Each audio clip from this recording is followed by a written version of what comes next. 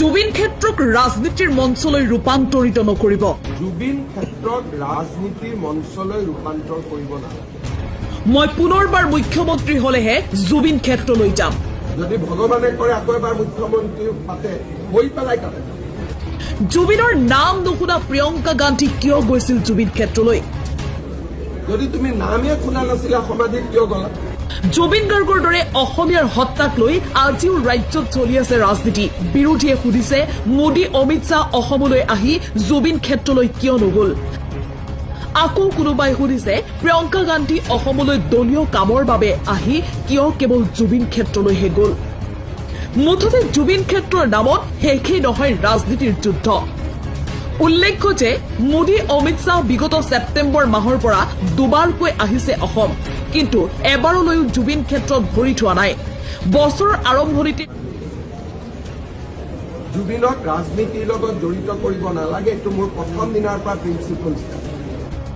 নিৰ্বাচন শেষ নোহোৱালৈকে নিজৰ লগতে নিৰ্বাচনত প্ৰতিদ্বন্দ্বিতা কৰিবলগীয়া বিজেপিৰ নেতালৈও আহ্বান মুখ্যমন্ত্ৰীৰ। নিৰ্বাচন শেষ নোহোৱালৈকে যাব নালাগে জুবিন ক্ষেত্ৰ। যদি ভগৱানে কৰে আকৌ এবাৰ মুখ্যমন্ত্ৰী পাতে হৈ পেলাই কাটে। এইবাৰ মুখ্যমন্ত্ৰীৰ প্ৰশ্ন প্ৰিয়ংকা গান্ধীলৈ।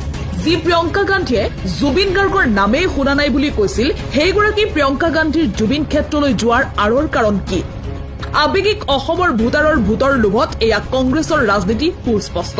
জুবিন গাৰ্গৰ নামত 12,000 বিজেপিৰ কৰ্মকৰ্তাৰ ৰক্তদানৰ উদাহৰণ দি মুখ্যমন্ত্ৰীয়ে প্ৰিয়ংকা গান্ধীক সুধিলে 855জন শ্বহীদৰ স্মৃতিত নিৰ্মাণ কৰা শ্বহীদ স্মাৰকলৈ আৰু ভূপেন হাজৰিকাৰ সমাধিস্থলীলৈ নোযোৱাৰ কাৰণ কি? যিজন ব্যক্তিৰ তুমি নামেই শুনা নাই সেইজন ব্যক্তিৰ সমাধিত কিয় গলা? তাৰমানে ভোটৰ কাৰণে গলা। এনেকে অসমীয়া মানুহক আৱেগিক কৰি ভোট লোৱাটো পৰম্পৰা বহুত পুৰণা। শ্বহীদ বাকৰিত কিয়? সেই প্ৰশ্নটো আপোনালোকৰ কোনেও নকৰে। প্ৰিয়ংকা গান্ধী ভূপেন হাজৰিকাৰ সমাধিৰ আগেদি আহিলে, কিয় ভূপেন হাজৰিকাৰ সমাধিত নগল? এইটো প্ৰশ্নটো মানুহৰ মনত আহিব। জুবিনৰ তাত কিয় কৈছে? মানুহ আৱেগিক হৈ আছে, জুবিনৰ নামত ভোট লাগে। যদি অসমীয়াক সন্মান কৰিলেহেঁতেন প্ৰথম ভূপেন হাজৰিকাৰ সমাধিত আহিলেহেঁতেন, তাৰপিছত জাতীয় শ্বহীদ ক্ষেত্ৰত গলহেঁতেন, শংকৰদেৱ বৰদোৱাত শংকৰদেৱ আৱিৰ্ভাৱ তীৰ্থত গলহেঁতেন, জুবিন ক্ষেত্ৰত গলহেঁতেন, সকলোতে গলহেঁতেন। গতিকে এই ধৰণৰ ইলেকশ্যনৰ মনোনয়ন চিলেকশ্যন কৰিবলৈ অহা মানুহে জুবিন সমাধিত যাব নাপায়। তেওঁ নিজেই ক'ব লাগে যে জুবিনৰ প্ৰতি মোৰ সন্মান আছে, ইলেকশ্যনৰ পিছত মই আহিম।